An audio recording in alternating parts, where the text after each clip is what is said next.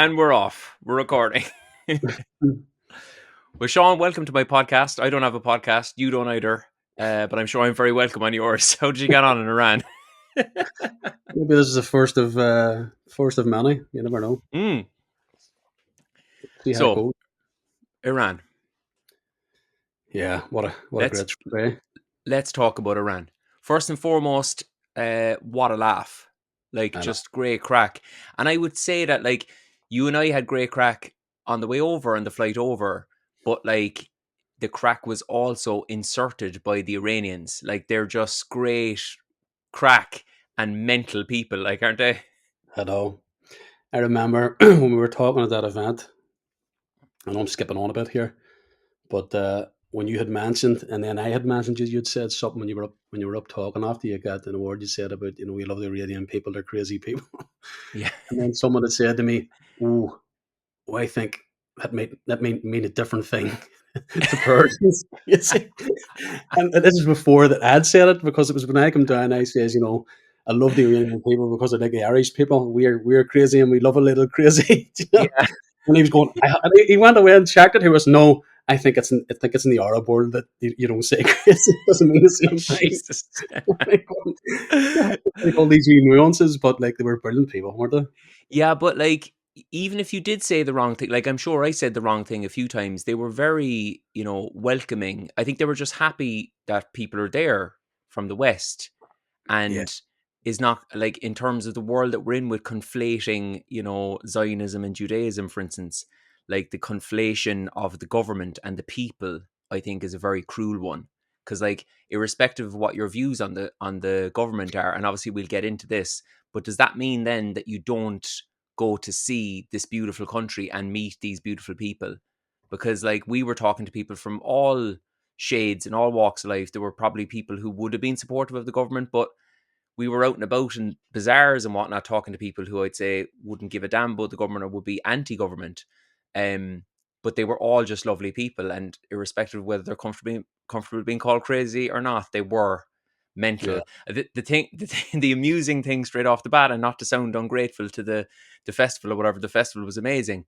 But there was just like ongoing chaos in the hotel as to what time we were doing anything or where we were supposed to be. Like, but it was just, you just had to give in. What was your quote again? You had a quote around it, didn't you? The guy who was organizing everything, Mustafa, he was the guy in the hotel who was organizing everything. He knew as much as we did, which was nothing.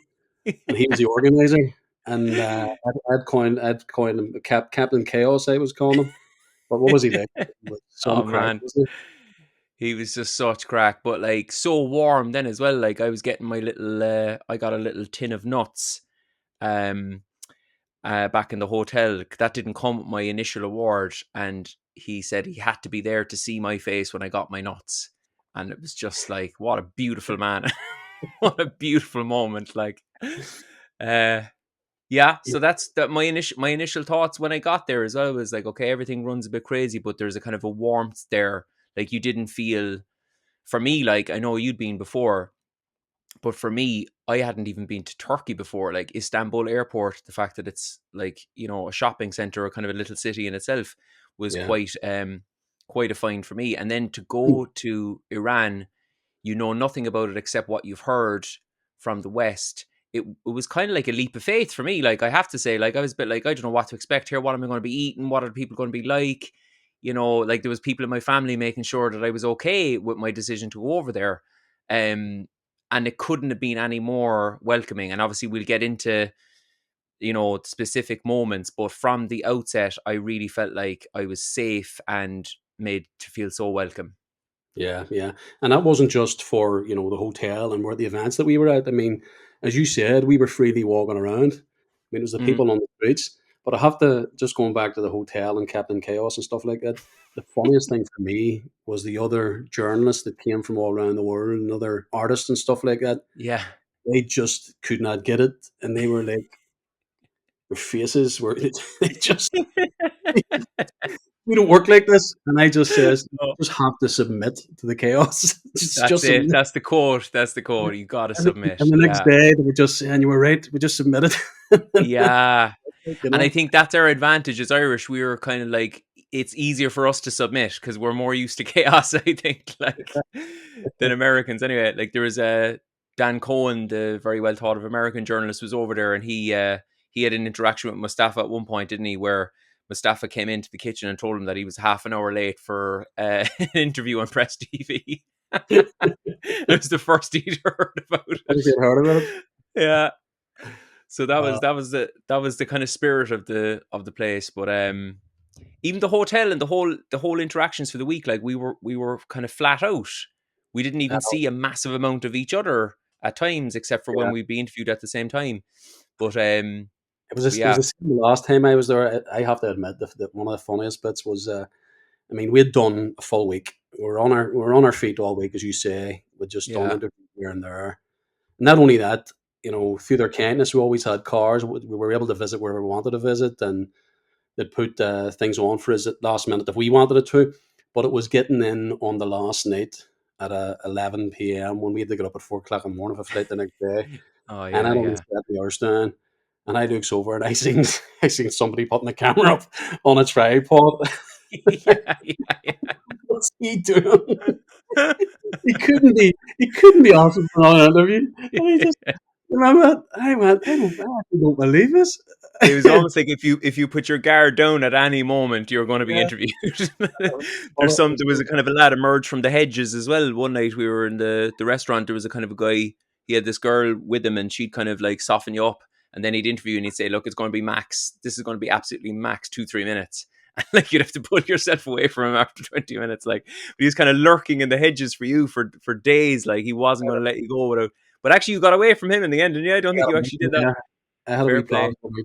But here the funny thing was when you were doing I had to do something after you and you were doing live TV and I looks and there's a chair getting pulled into the corner and I was what's going on over there and then I'm like walk towards the I walk towards this camera with the camera put in my face and I'm on live TV and I'm going, what's going on here? Oh, so funny. So funny. Yeah, that But just sums up amazing the place. people. Like, The but Underland, you know, yeah, I was going to say, like, everything, even though it's chaotic, everything actually happened, and yeah, everything's done at a very high level as well. So it's kind of mad. Yeah, I was talking to someone on the trip. We're saying like the Lebanon is kind of like that as well. And again, I haven't been now to be brutally honest with people listening, but I hear that it feels like it's chaotic, but everything gets done, everything actually happens, and exactly. that's the way Iran runs. Like, Yeah. um, so we got a little bit of pushback from being over there, Sean. Were you Yeah. surprised?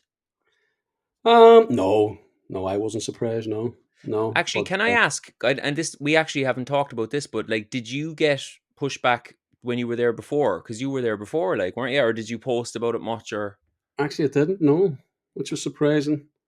It's like almost anywhere I go, I would kind of get it, you know, by the same wee group of obsessors yeah, that are always at it, you know. But not the last time. You know, very right. minimal.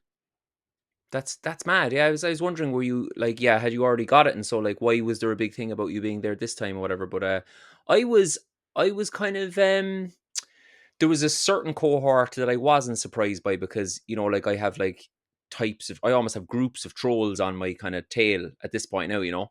There'd be kind of loyalists and they're my favorites. Like they're kind of like old school. They can be quite playful, but then there's kind of like Leinster rugby dads and Zionists. So I was expecting pushback from them because, like, as you say, anything I do, I'd get pushback there. But there were a few people that I was kind of surprised by a little bit. All right, that would be so. The first thing I suppose, and I'm not making myself out to be a victim here at all, like, but I was surprised that me as an individual, like, I'm not a politician, I'm not part of any group, I'm not, and I wasn't doing like puff pieces for the government. So as an individual, to choose to accept an invitation to an arts festival that was absolutely 100% about Gaza, like there was hardly a moment in any event that I was at that Gaza wasn't mentioned. Like Gaza was front and center. Most of the award winners had done work specifically around Gaza, if not all of them. So I was surprised that as an individual, like I would get so much flack. And especially when there was like effectively a hit piece on you, I was astonished because you're not a politician. Like you're not an Yeah, elected representative. Like why? And lots of the comments underneath the article were saying the same. Like, how is you, an independent filmmaker, going to Iran in the public interest. Yeah. Of course, it's not in the public interest. I mean, how for a filmmaker to go and judge at a film festival, no matter where it is. I mean, how do you learn about a country for a start? It's easy to Mm, sit in your ivory tower and make these accusations against people when you haven't been to the country. yeah. You haven't talked to people on the ground, and I mean talk to ordinary people on the Yes. ground. That's not the way the world works. I mean, the hypocrisy around it. I mean, if people are serious and this is about human rights, Britain and America have committed far greater human rights abuses, are committing far greater human rights Yeah. abuses now, and the EU as we speak, than what has been than what Iran has been accused of. And there's no Yeah. doubt that Iran, because the Iranians have told me themselves that Iran and that there are human rights abuses in Iran. But Yeah. if we applied that, or the same scrutiny that's applied to me and you is applied to anyone attending a film festival or a sporting event for that matter in Saudi Arabia, China, London, New York, Washington. I mean, there's a good case to say anybody being at the US Open, the Golf US Open, it's sports washing. Of I mean, course. the hypocrisy is absolutely astounding. I wouldn't visit America. I wouldn't visit Britain if that was the case. So I think people need to look at themselves. I think they need to look at the wider picture here. We will never learn about other people unless we are willing to take that step and visit other countries. I'm a Mm, filmmaker. I have to visit other countries. The genre and document that I work on challenges the hegemony. It challenges state violence, particularly in the West. So yeah, I am interested in the fact that Iran is the only country that challenges Israeli and American power. I am interested in that, of and for course. me to learn about that and not visit that country and speak to people who are involved in that, I'd be a fraud. That's Absolutely. my Yeah. Like for me, right? So as I was over there and I was seeing the comments coming in, I thought like it's actually, as you say, it's a very interesting debate. And like, let's have it. Let's talk about the morality of all this stuff. So for instance, you have people, as you say, who will never ever see the hypocrisy of viewing Western countries, particularly Britain and the US, as you say at the moment. They will never see the hypocrisy of giving them a kind of a free pass for all the things that they're doing right now. And I mean, if you want to get into the history, Iran versus the US in terms of atrocities or damage around the world would be a laughably short debate. But there's those. But then there's also people who support, for instance, the Palestinians, and I mean they even support their internationally by international law, their enshrined um right to defend themselves by military means if needs be. But then they would still be judgmental about going to Iran. Now, without Iran, there is no Palestinian resistance to speak of, really, or there's certainly no axis of resistance. I'm none not at for a all. moment saying Hamas are not capable of holding off the Israelis and fighting the Israelis. But I mean, like, most people know that Iran is a little bit of a center point of the axis of resistance generally. So there's a real pick and mix thing, even in terms of the Palestinian resistance. Like I talk to people all the time, it'd be like they're calling for intifada on the streets. They're like borderline joining Hamas. But like if they're going to join Hamas, they're going to have to accept some Iranian money and and support. So it's just such a rich area. And like I'll be honest, I'm open to accusations that I've done the wrong thing, as I'm sure you are. I'm not going over there saying, "Oh, this is absolutely the right thing to do." Um, but I don't think it's whataboutery, as somebody claimed, to say if I go to the US at the moment, surely on any metric, you've got to give me way more shit like than going to Iran. Like the US, it bears repeating, is in the midst of funding and providing cover for the world's first ever live streamed genocide. Like Yeah, what could be worse than that? I mean, we probably would all accept that genocide is about the worst war crime that we can think of. So like there's friends of mine in America at the moment, and nobody would bat an eyelid. And I have to say that for me, comes down to racism. Do you think? exactly what I was going to say. When you strip it all away, It's just Mm. out and out racism. That's exactly what it is. It's You know? brown country stuff. Like Yeah. it's brown country stuff. Like even with Qatar, right? So I was, and again now there'll be fucking rugby dads listening to this going, "Oh, they're just doing government propaganda," right? But I'll just tell you my experience again of going to a country and speaking to the people. I was fascinated when I got to Qatar because I got the same comments of like, "Oh, are you going to go there and protest about human rights?" I am, yeah. I'm going to get an invitation from Al Jazeera and I'm going to get off the fucking plane.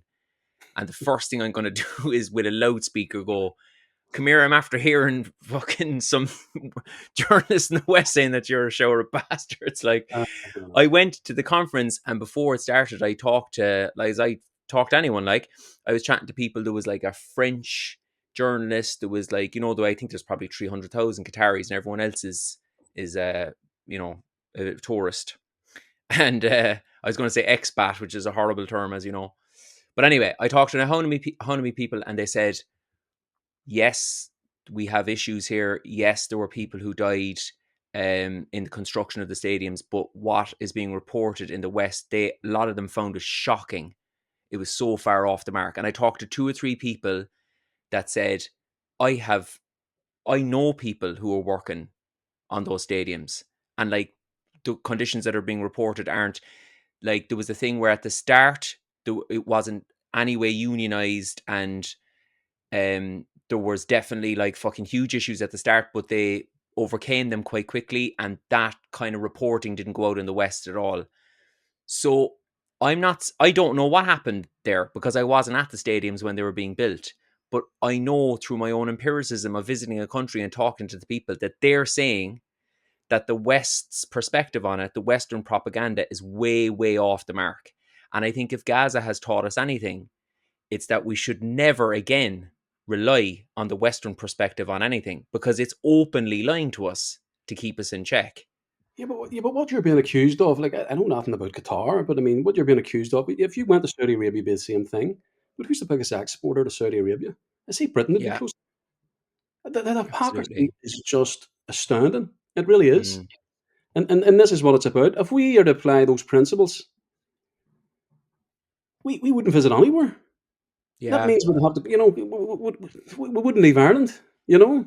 So, yeah, it's something, I mean, and you'd imagine the hit piece, like, of course, it's not in the public interest, but when you have journalists that are willing to uphold that kind of narrative, my work is about holding the state to account, particularly Britain. I mean, I was badly affected. My family was badly affected. The people yeah, in my communities were badly affected by state collusion, and that's what my work focuses on.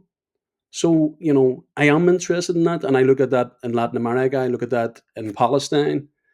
So I am interested, and I do need to travel. And my focus now is looking at other conflicts and making films that are like-minded to my previous work. So how, yeah, how can you be a filmmaker? How can you tell the stories of others if you are going to allow these people to stereotype you, to vilify you? I mean, that's all it is. All these hit pieces, I mean, it happened since the release of Unquiet Graves. They're just hit we're well pieces used to to it. marginalize me, to make sure that institutions don't work with me. I mean, the abuse I got at Queen's University when I was at Queen's University, and these same people, do you know who the Chancellor is at Queen's University? My university? It's Hillary Clinton. Now, if you want to talk about the leader of Iran or the Yeah, leader of any other country or despots all around the world, yeah, that woman's more blood on her hands than anyone else I can think of. You absolutely. know what I Yeah, mean? yeah. The Again, murder of she's white. innocents, Like she's white. She's right? American. She's been And she's our sanitized. Yeah, chancellor at Queen's University. And if, yeah. and if they look at my own university, Queen's University, they have a relationship with China. I mean, the money that's coming into Queen's University from China, and they have a direct relationship with the Chinese government. I Mm. mean, the hypocrisy is absolutely astounding. But they don't want to look at that. There's no pieces for on Hillary Clinton from Sam McBride or the Chinese connection to universities in the north. It's just Well, a well, narrative filmmaker. there'll be an article about China if you go there, though, for sure. Oh, no doubt about it. No doubt about it. No doubt about it. And I mean, for people who aren't aware of the article, I would say, and this is again, it's just my opinion. I described it as a hit piece, and the journalist in question corrected me and said, oh, okay, well, if you think that this is a hit piece, when I'm talking about the horrific human rights abuses that are going on in Iran, if you think that's a laughing matter, or you think this is a hit piece, then your morality is more in check with the Iranians than mine. Which I thought was a beautifully constructed paragraph. And I immediately thought, okay, well, this journalist is obviously very passionate about Iran and has been writing about it consistently for years. Now, all I'll say to listeners is I can't find any article. I could be, maybe I'm just not good at searching, but I can't find any article from Sam McBride about Iran before you travel there, which might just be a coincidence, Or but the I human just rights. thought it was a, There's not one article about the human rights abuses that have inflicted on the people of Cuba.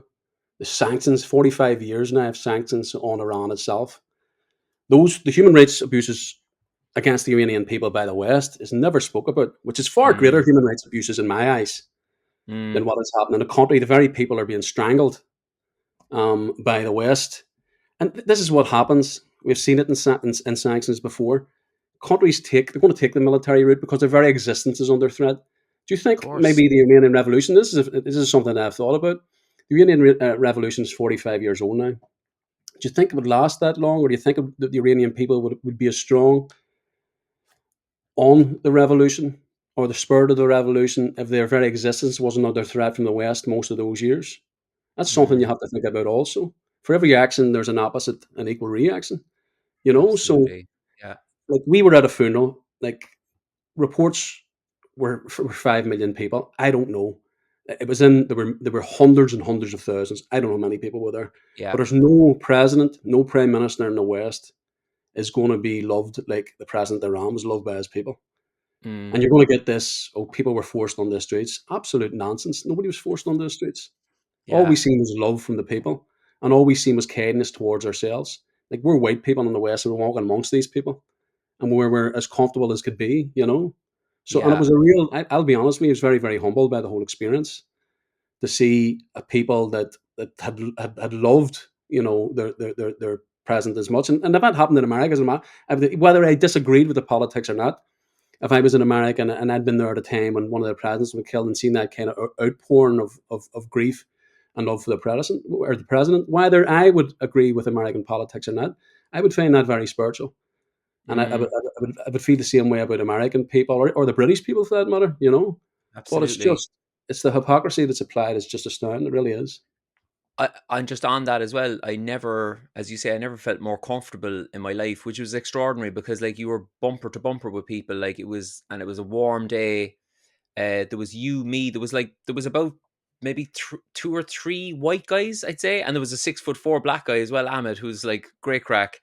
And we were all just treated so welcoming. We few photos here and there, but we were never felt like it was like we were intruding on what was such a kind of a poignant experience for them. And again, you can only go with your own eyes and your own ears.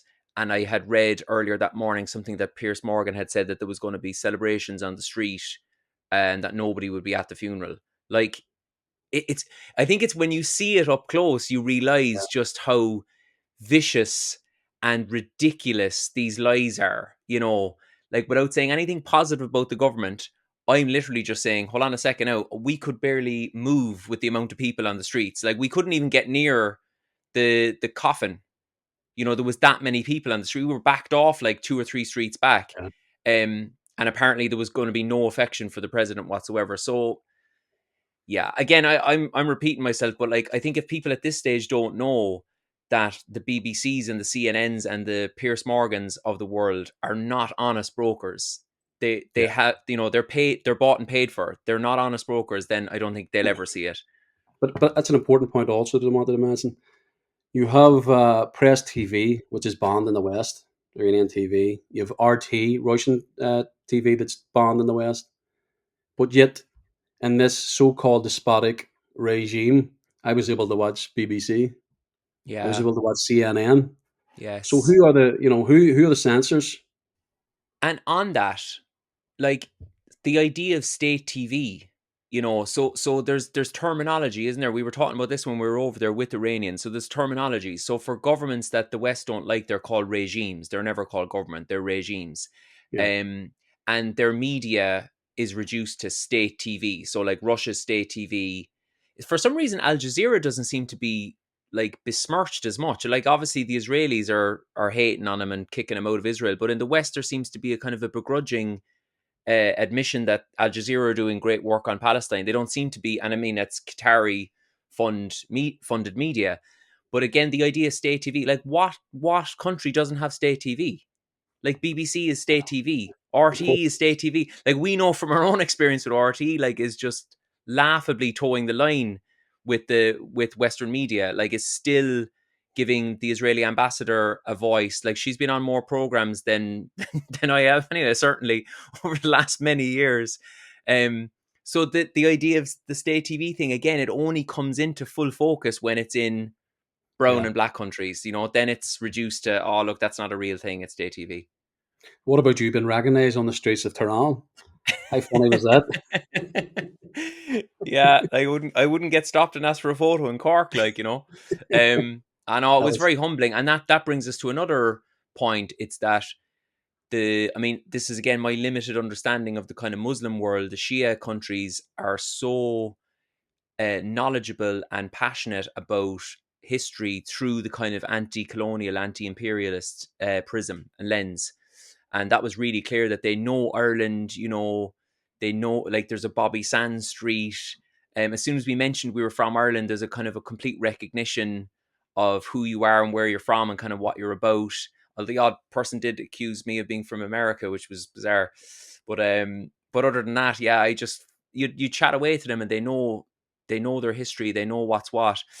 It's also, I thought, was refreshing to be in a country that is not in any way towing the line with the kind of axis of power that is Israel yeah, and the US. Like I found that refreshing. Like I yeah, have to say, as somebody who's absolutely so pro Palestine that whatever kind of semblance of a career I had is absolutely up in the air or on hold whilst I advocate for Palestine, and I'm delighted to do that. It's an honor to do that. But for me, it was emotional and poignant to be in a country that is so behind Palestine as well in all sorts of ways.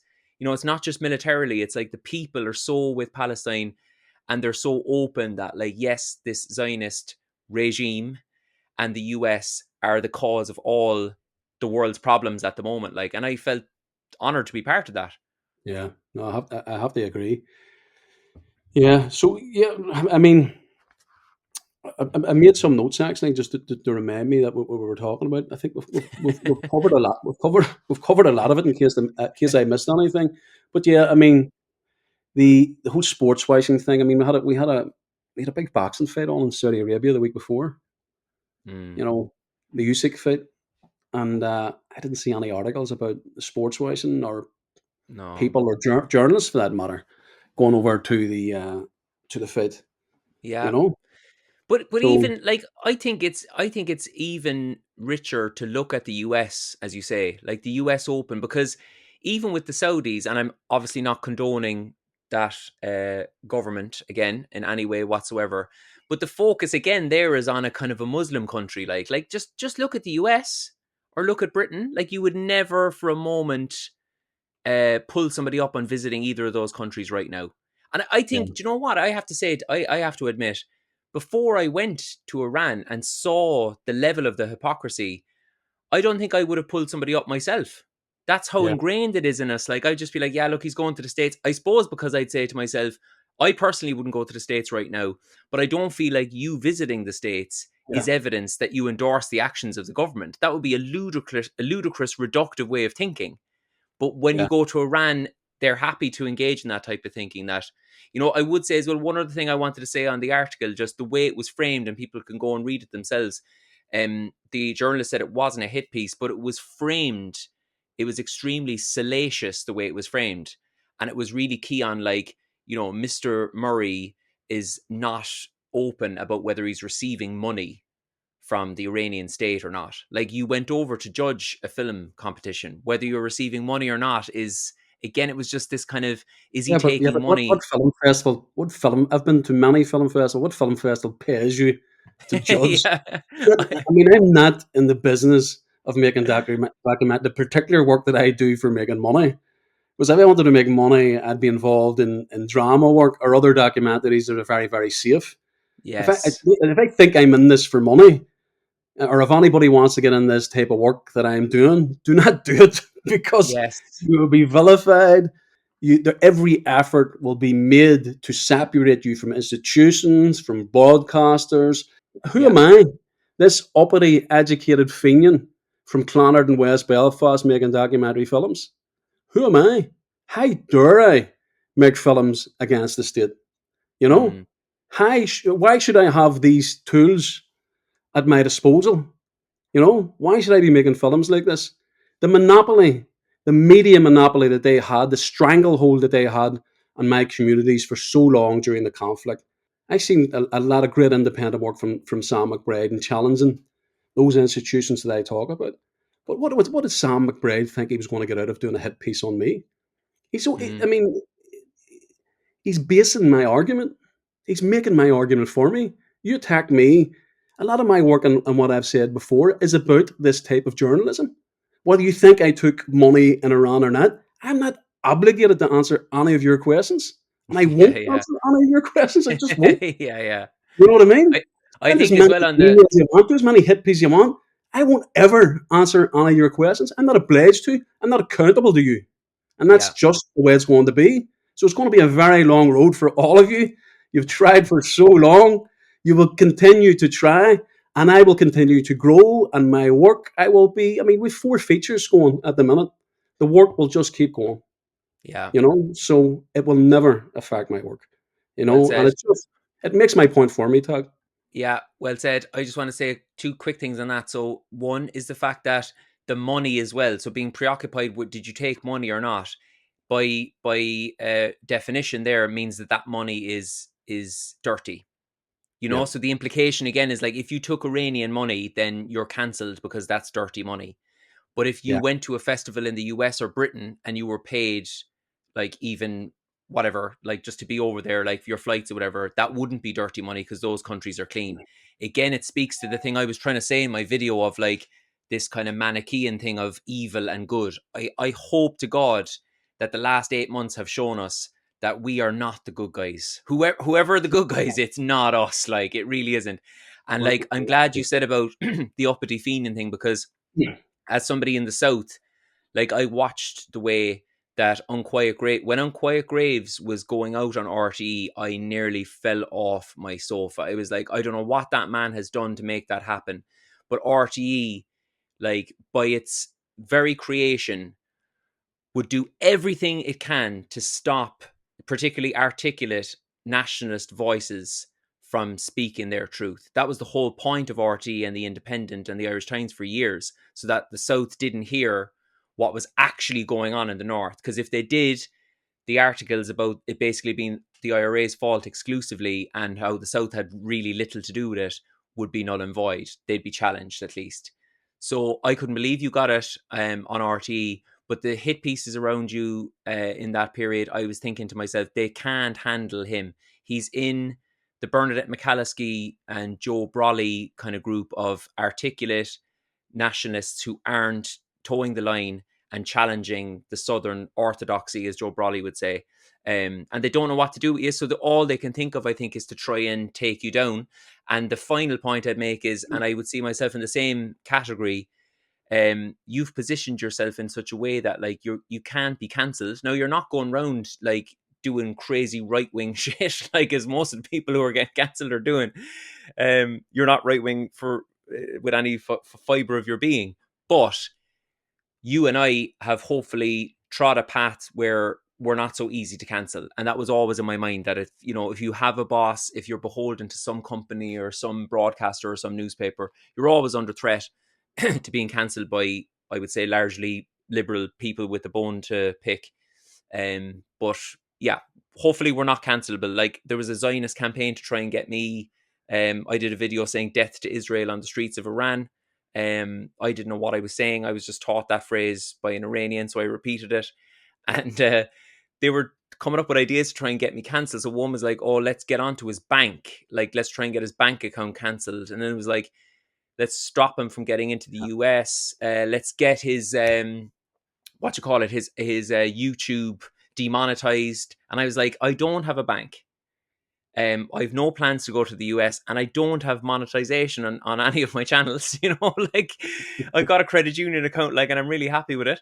But like, I don't care. I really don't care. Like, and I think when people look back on this period of history, a few Zionists getting hot and bothered about us being in Iran, or Sam McBride getting hot and bothered about us being in Iran, whilst minimum 40,000 people have been murdered in the last 8 months in Gaza.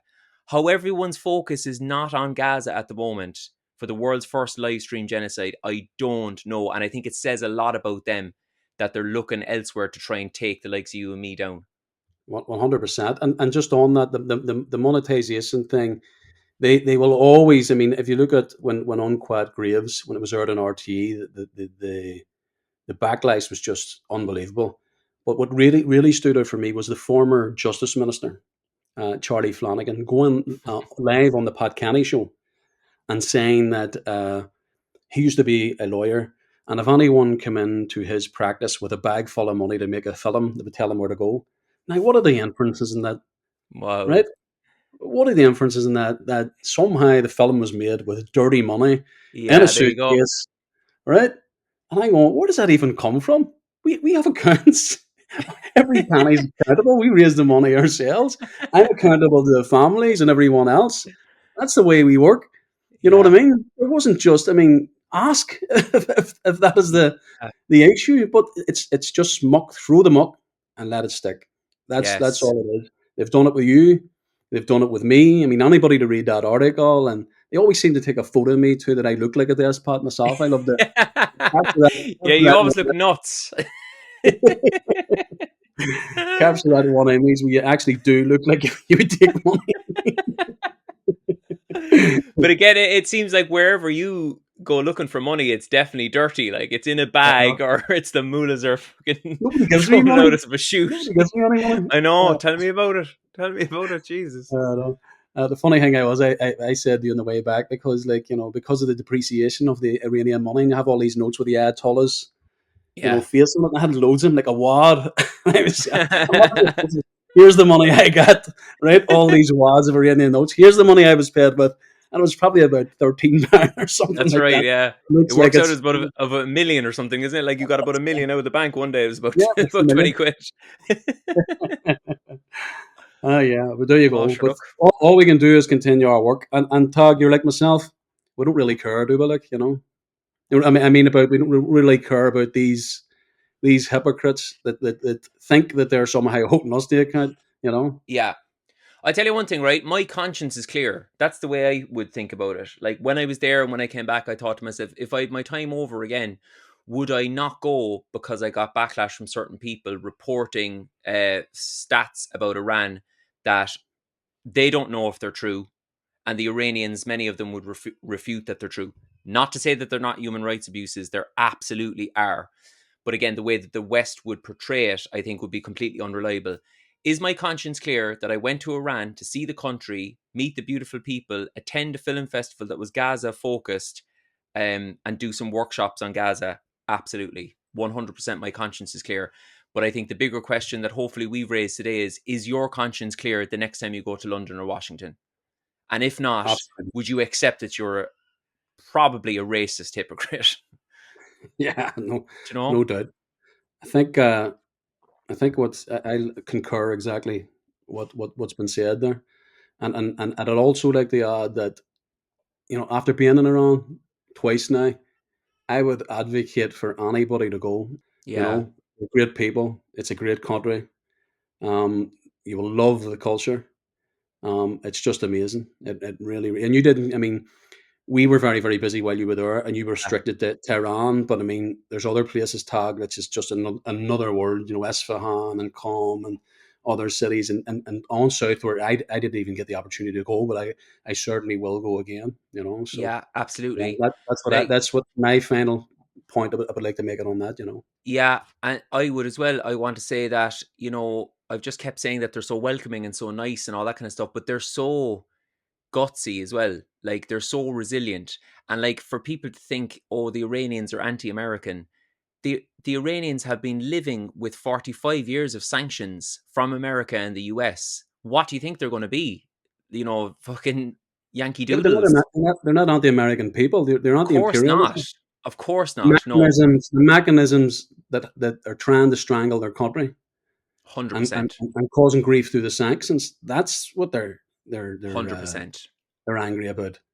But Just like I wouldn't be anti British people. Like, I mean, that's again a reductive, of course, stupid ass way of framing it. I'm anti yeah, imperialist. I'd be anti the British government and the legacy of the British government, as I'm sure you would be. But I just wanted to say something on the resilience of the people. Like, they have to effectively reverse engineer most of their economy, effectively. Um, their military capability, their military museum shows wonderfully how American planes or drones are shot down. The Iranians go to them and they reverse engineer them to create their own. The most staggering thing actually was from I'm making better. and make it better exactly the Museum of U.S. Espionage, the former embassy.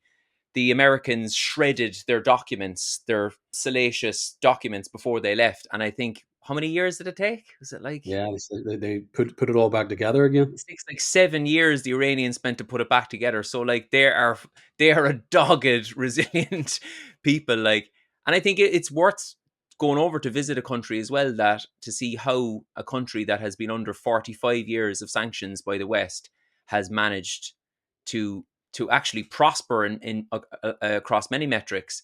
But they're also like a really like nice warm, inviting people. They're not bitter and twisted as I would assume a lot of Western countries would be if they were under those kind of sanctions from the most powerful countries on earth. Yeah, no, I totally agree, Tag. And again, I repeat myself. I would advise anyone to visit Iran if they have the opportunity. Yeah. Or any Yeah, country in that region as well. I'd say that is- don't be dissuaded from the goodies and baddies narrative that you get over in the West. You know, it was an eye opening experience, and I definitely hope to be back. of course. Um. All right, my daughter's just started crying in the next room, so I suppose we better leave it there. Oh, that's okay. Well, lovely chatting to you, Tag. Yeah, nice to And, see you now, Sean. And like, if you ever want to go away together again, let me know. well, trying to think somewhere a little crazy again. As they Except say. for the US. Yeah, I wouldn't go to the US because the amount of hit pieces we'll get will be no one's business, I'd say. All Go right, on, mind Michael, yourself. what's on? Yeah, Gurmila Magat.